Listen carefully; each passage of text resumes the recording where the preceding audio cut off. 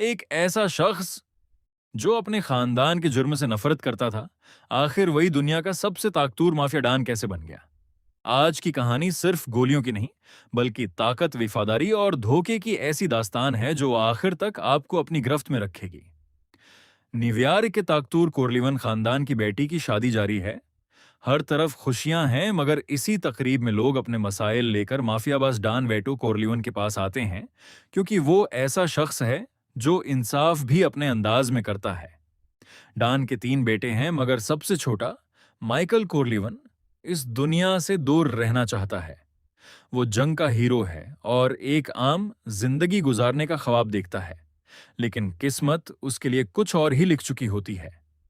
एक मंशियात फरोश don veto को कारोबार की पेशकश करता है, मगर डॉन साफ इनकार कर देता है।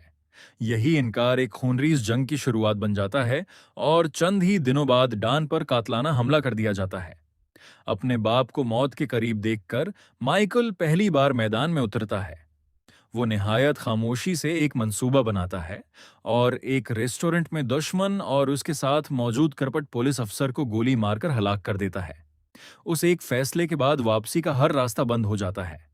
अपनी जान बचाने के लिए माइकल ससली चला जाता है, जहां उसे मोहब्बत मिलती है और वो शादी भी कर लेता है। लेकिन खुशियां ज्यादा देर कायम नहीं रहती।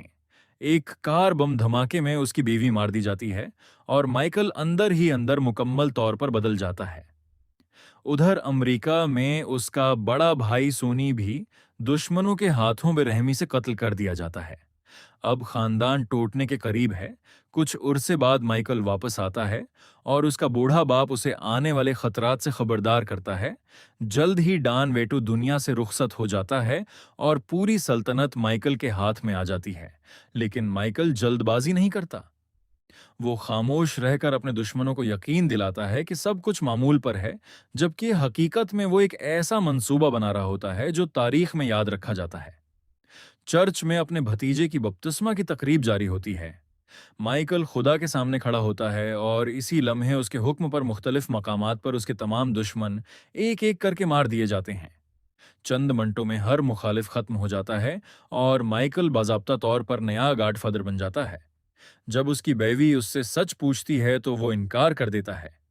अगले ही लम्हे खानदान के अफराद आकर उसका हाथ चूमते हैं, उसे डॉन कोर्लिवन कहते हैं और दरवाजा आहिस्ता आहिस्ता उसकी बीवी के सामने बंद हो जाता है। यही बंद होता हुआ दरवाजा इस बात की अलामत है कि मासूम माइकल हमेशा के लिए मर चुका है।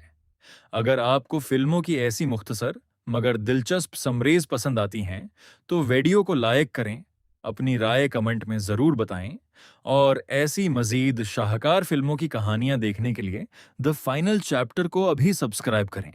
अगली कहानी में फिर मुलाकात होगी।